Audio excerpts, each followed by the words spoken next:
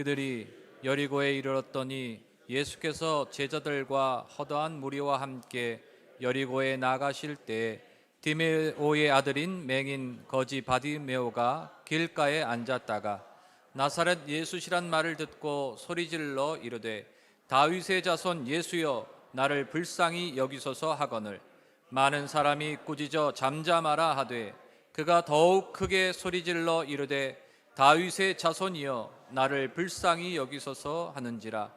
예수께서 머물러 서서 그를 부르라 하시니 그들이 그 맹인을 부르며 이르되 안심하고 일어나라 그가 너를 부르신다 하매 맹인이 겉옷을 내버리고 뛰어 일어나 예수께 나오거늘 예수께서 말씀하여 이르시되 내게 무엇하여 주기를 원하느냐. 맹인이 이르되 선생님이여 보기를 원하나이다. 예수께서 이르시되 가라 내 믿음이 너를 구원하였느니라 하시니 그가 곧 보게 되어 예수를 길에서 따르니라. 아멘. 오늘 예수님의 기적 16번째 시간입니다. 나를 불쌍히 여기소서. 오늘 말씀의 제목입니다. 오늘날 사람들이 일반적으로 가지고 있는 주된 관심사, 또 행복의 기준, 부요와 건강이 아닐까 생각합니다. 경제적으로 여유 있게 살고 건강하게 살기를 원하는 것이죠. 그래서 이와 관련된 산업들이 번창하고 있습니다. 건강과 관련한 몸에 좋은 식품들, 또 여러 가지 운동들, 또 우리를 즐겁게 하는 오락, 여기에 관한 사업들이 아주 번창하고 있죠. 자, 오늘 말씀을 보면 건강하지도 못하고 부유하지도 못했던 한 사람이 등장합니다. 바로 거지 소경 바디메오입니다. 앞을 보지 못했기 때문에 먹고 사는 문제도 해결할 수 없는 거지였습니다. 불행한 사람이고 불쌍한 사람이었습니다. 그러나 바디메오는 예수님을 만남으로써 자신의 불행을 극복해냅니다.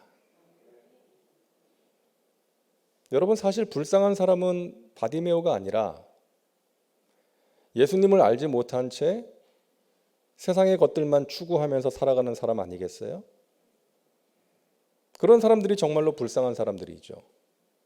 하나님을 알지 못한 채 부요와 건강과 성공만을 추구하고 관심을 갖는 사람들이 정말로 불쌍한 사람들인 것입니다. 그런 면에서 보면 바디메오는요, 불쌍하고 불행한 사람이었지만 예수님을 만남으로써 자신의 운명과 삶이 완전히 바뀌었습니다. 불행에서 행복으로 나아갔습니다. 오늘 우리가 바디메오의 모습을 통해서 하나님께서 우리에게 주시는 중요한 메시지 몇 가지를 살펴보고자 합니다. 바디메오가 어떻게 예수님께서 베푸시는 그 구원의 기적 체험할 수가 있었을까 하는 것입니다. 첫째는 기대하는 것입니다. 기대. 여러분, 복음서에는 예수님을 만난 많은 사람들의 이야기가 기록되어 있잖아요.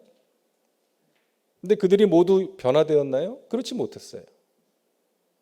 예수님을 만났음에도 불구하고 여전히 죄 가운데 빠져 있었던 사람들이 있었던 것입니다.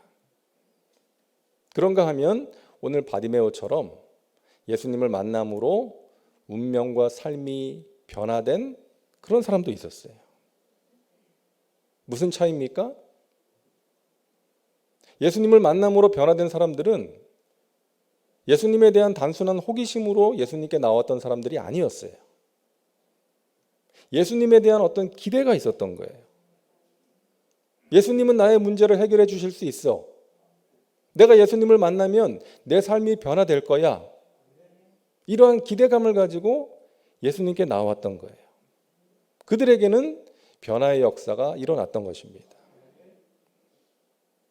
단순한 호기심으로 무리 가운데 있었던 사람들에게는 그와 같은 은혜의 역사가 일어나지 않았던 거예요.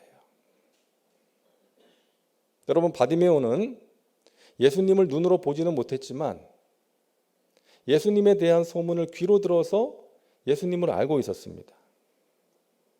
그래서 예수님께서 지나가신다는 소식을 듣자마자 소리를 지른 거예요. 예수님에 대한 기대를 가지고, 간절함을 가지고, 다윗의 자손 예수여 나를 불쌍히 여기소서. 47절 말씀 우리 함께 읽습니다. 나사렛 예수시란 말을 듣고 소리질러 이르되 다윗의 자손 예수여 나를 불쌍히 여기소서 하거늘. 자, 사람들은 뭐라고 했어요? 예수님을 나사렛 예수라고 했습니다. 근데 바디메오는 예수님을 어떻게 불렀어요? 나사렛 예수시여라고 부른 게 아니라 다윗의 자손 예수여라고 불렀던 거예요. 어떤 차이가 있습니까? 여러분, 나사렛은 당시 이스라엘 사람들이 하찮게 여겼던 작은 마을이었어요. 가난한 사람, 배우지 못한 사람들이 모여 사는 작은 마을이라고 깔보았던 거예요. 그래서 빌립이 예수님을 만나고 나다나엘한테 우리가 메시아를 만났다. 그분은 나사렛 예수시다. 그러니까 나다나엘이 뭐라 그랬어요? 야, 나사렛에서 무슨 선한 것이 나오겠느냐. 이것이 그 당시 이스라엘 사람들의 인식이었어요. 그러나 바디메오는 예수님을 나사렛 예수가 아닌 다윗의 자손 예수라고 불렀던 거예요. 이 다윗의 자손이라는 호칭은 당시 사람들이 기다리고 있었던 메시아를 의미하는 호칭이었습니다. 그러니까 바디메오는 예수님을 구원자이신 메시아로 믿었던 거예요. 그 내가 예수님 만나면 메시아이신 예수님께서 나를 고쳐주실 것이다. 나에게 놀라운 구원의 은혜를 베풀어 주실 것이다 라고 믿었던 것입니다. 그런 기대감으로 예수님을 불렀던 거예요. 사랑하는 여러분, 우리가 살아가면서 어떤 기대를 갖는 것은 너무나 소중한 일입니다. 중요해요. 아무 기대 없이 무덤덤하게 어제와 같은 오늘, 오늘과 같은 내일 하면서 살아가는 것과 나를 사랑하시는 하나님께서 지금도 살아계셔서 나와 함께 하시고 나에게 좋은 것을 주실 거야. 나의 삶 가운데 일어나게 될 좋은 일을 기대하면서 살아가는 것은 엄청난 차이가 있는 것입니다. 여러분, 예배도 마찬가지죠. 드려야 되니까, 그리스도인의 의무니까 드리는 것과 기대하는 마음으로 드리는 예배는 엄청난 차이가 있는 것입니다. 오늘 하나님께서 나에게 어떤 은혜를 베푸실까? 오늘 하나님께서 나에게 어떤 말씀을 주실까? 기대하는 마음으로 예배를 드려야 되는 거예요. 저는 정말 감사한 것은요, 지난 2년 동안 제가 송파교회를 섬기면서 몇몇 분들이 저한테 그러셨어요.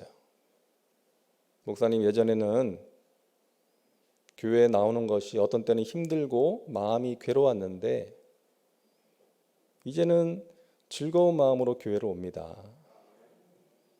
예배가 기대가 되고 기다려집니다. 이런 말씀을 들을 때 얼마나 감사한지 몰라요. 하나님께서 정말 귀한 은혜를 베푸시는 것이죠. 기대가 되는 예배, 기다려지는 예배. 살아계신 하나님께서 우리 예배 가운데 임재하시고 오늘도 나에게 말씀하신다. 나에게 은혜를 베푸신다. 나의 기도를 들으신다. 나의 찬양 가운데 역사하신다. 아까 우리 찬양대가 찬양한 것처럼 우리의 찬양 가운데 역사하시는 하나님, 말씀으로 찾아오시는 하나님, 그 말씀을 통해서 나를 변화시키시는 그 기적을 행하시는 하나님을 체험하는 우리의 예배가 될 수 있기를 바랍니다. 여러분, 기대하십시오. 하나님을 기대하세요. 그 기대하는 마음으로 신앙생활 할 때에 하나님께서 우리에게 귀한 은혜를 허락해 주실 것입니다. 우리가 기도를 하면 기대감이 생기잖아요. 그 기대감을 다른 표현으로 하면 믿음이죠. 하나님께서 행하실 일, 하나님께서 베푸실 은혜가 기대가 되는 거예요. 믿어지는 거예요. 그 기대감을 가지고 하나님의 때를 기다리는 것입니다. 따라합니다. 기도하고 기대하며 기다리자. 하나님께서 하나님의 때에 가장 좋은 하나님의 방법으로 여러분에게 귀한 은혜를 베푸실 줄로 믿습니다. 여러분의 간절한 기도에 응답해 주실 것입니다. 기도하고 기대하며 기다리시기 바랍니다. 자, 둘째로 우리가 오늘 바디메오의 모습을 통해서 기억해야 되는 것은 장애물을 극복했다는 거예요. 여러분 아시잖아요. 바디메오가 믿음과 기대감을 가지고 예수님을 불렀을 때 주위에 있던 사람들이 어떤 반응을 보였는지 아시잖아요. 48절 함께 읽습니다. 많은 사람이 꾸짖어 잠잠하라 하되 그가 더욱 크게 소리질러 이르되 다윗의 자손이여 나를 불쌍히 여기소서 하는지라. 바디메오는 앞을 보지 못했기 때문에 귀에 들리는 소리에 민감했을 거예요. 근데 자기가 간절한 마음으로 메시아이신 예수님을 불렀는데 사람들이 자신을 불쌍히 여기고 도와주지는 않고 꾸짖는 거예요. 시끄럽다고, 잠잠하라고. 내가 거지라고 무시하는구나. 낙심이 될 수 있었고요. 포기할 수 있었어요. 하지만 바디메오는 사람들이 무슨 말을 하든 흔들리지 않았습니다. 더욱 소리를 높여서 다윗의 자손 예수시여 나를 불쌍히 여겨주시옵소서. 더욱더 크게 예수님을 불렀던 거예요. 여러분, 우리가 예수님을 만나고 은혜를 체험하려고 하면 그것을 방해하는 장애물이 생기죠. 여러분 기억하시기 바랍니다. 장애물이 있습니다.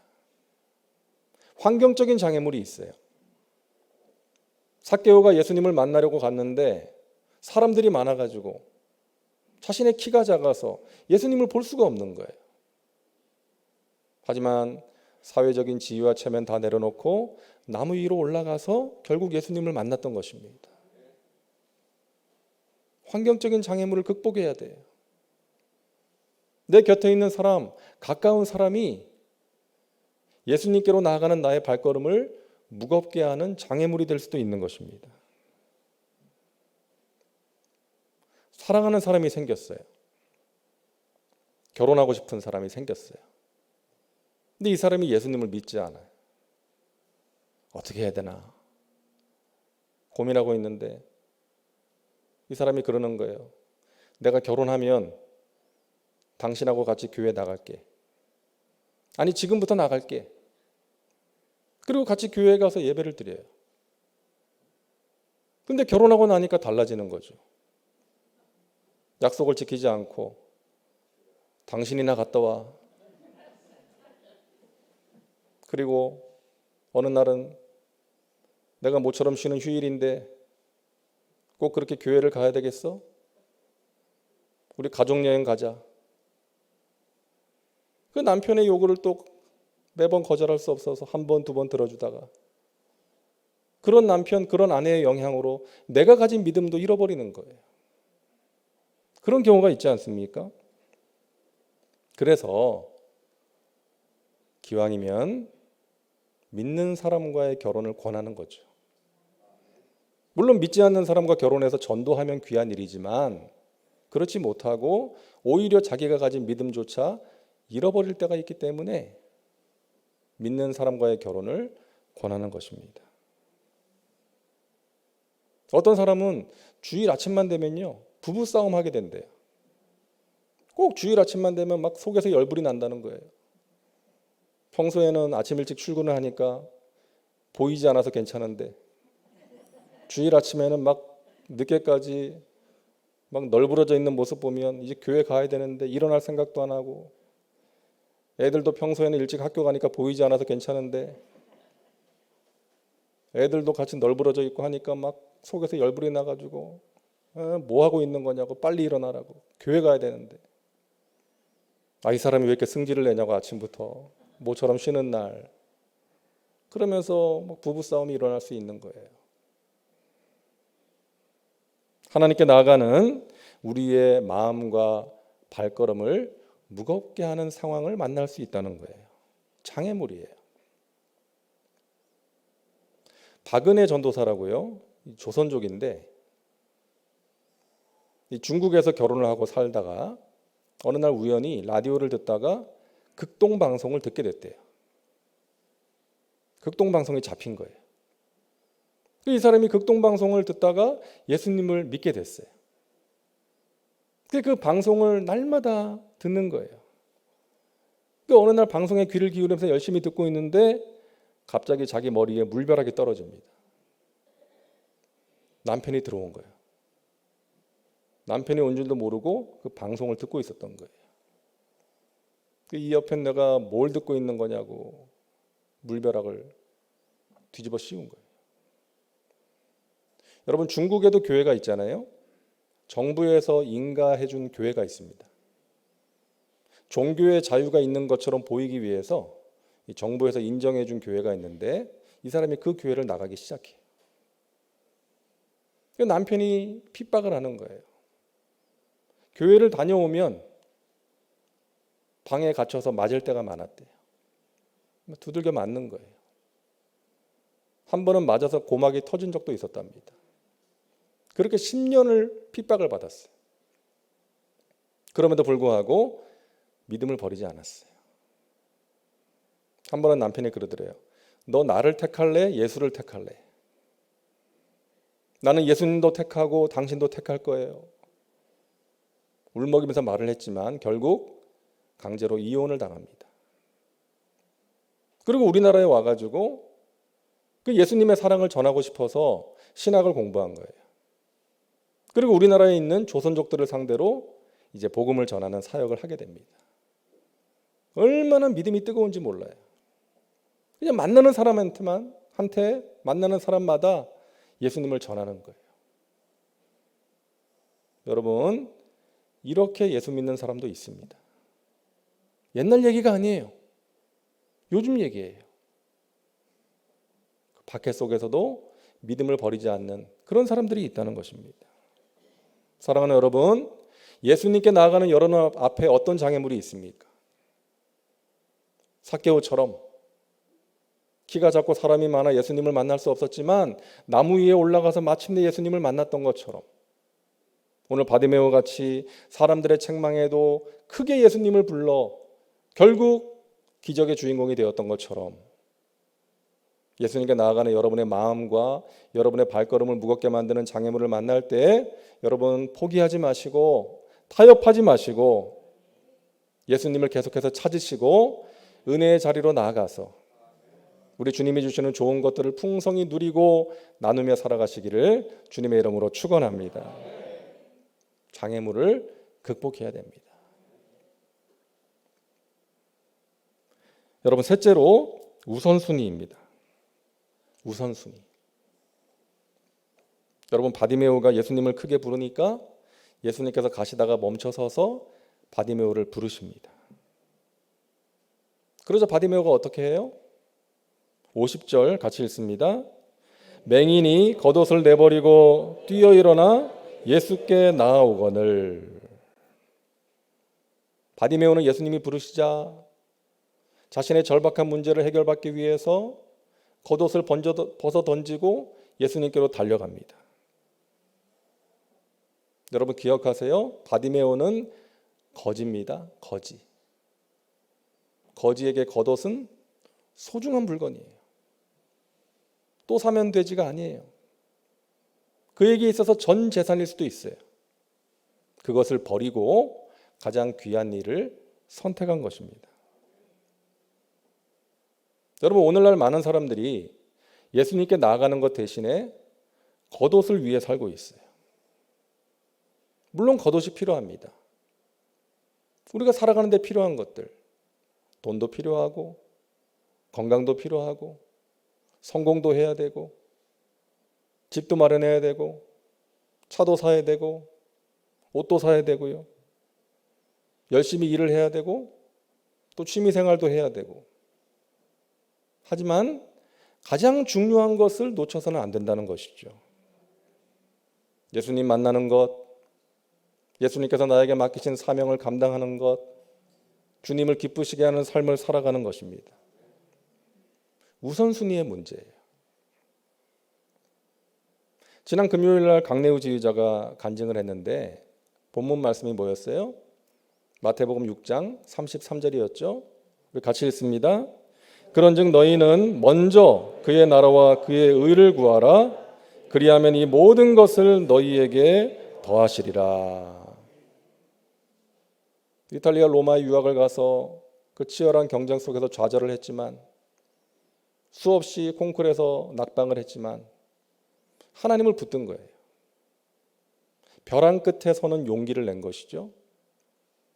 노래하는 사람에게 금기시 되어 있던 새벽기도, 통성기도 열심히 하고 또 방학 때 그 미주 지역을 돌아다니면서 한국말로 찬양 집회를 하고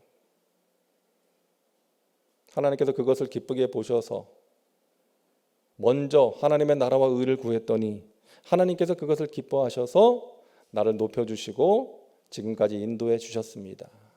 나를 통해서 영광을 받으셨습니다. 그 간증이었잖아요. 여러분, 우리가 하나님을 높이면 하나님께서 우리를 기뻐하시고 우리를 높여주실 줄로 믿습니다.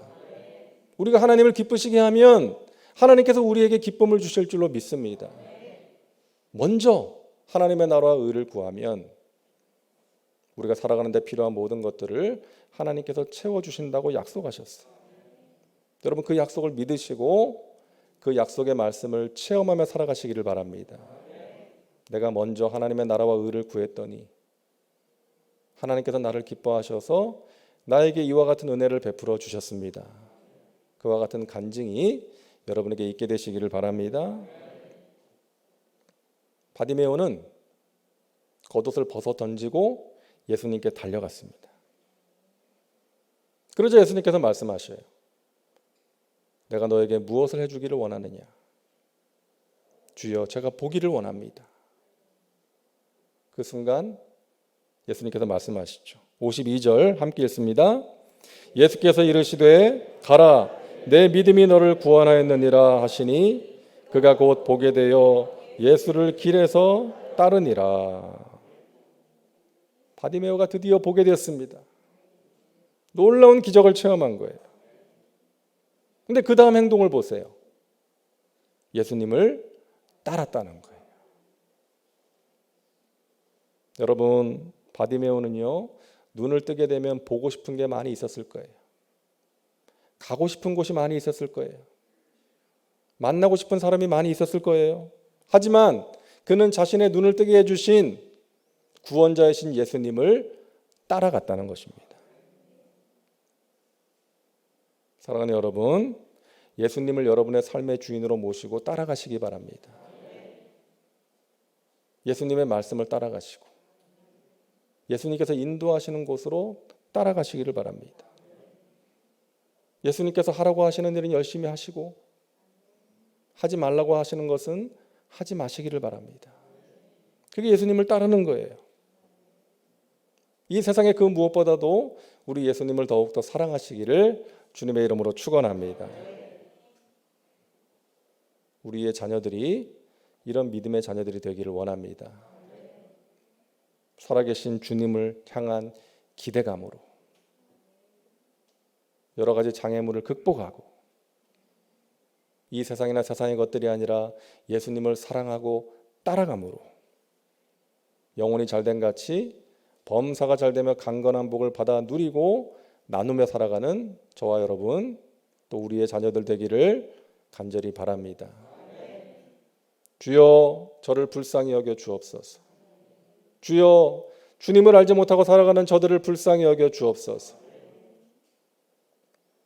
가만히 보면은 우리 모두가 다 불쌍한 것 같아요. 마음이 짠할 때가 참 많아요.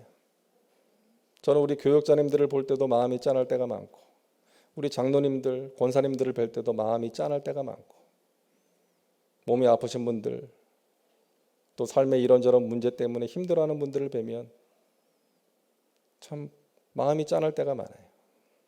우리 모두가 참 불쌍한 것 같아요. 우리 인생이 그런 것이 아닌가. 그죠? 우리 인생길이 힘든 길이고 광야 같은 인생길이고 나그네와 같은 인생길이기 때문에 우리가 서로를 불쌍히 여김으로 우리 주님께 구해야 되겠습니다. 주여 우리를 불쌍히 여겨 주옵소서.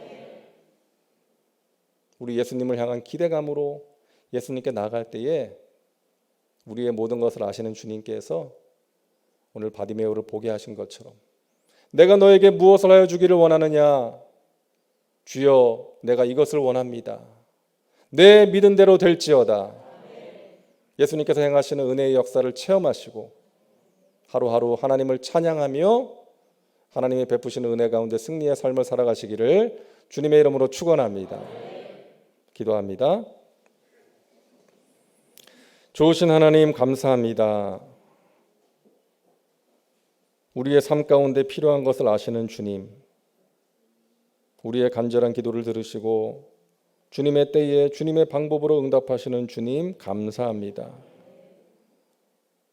우리가 예수님께 나아갈 때에 예배의 자리로 나가고 기도의 자리로 나가고 봉사의 자리로 나갈 때에 예수님을 향한 기대감으로 나갈 수 있도록 도와 주옵소서.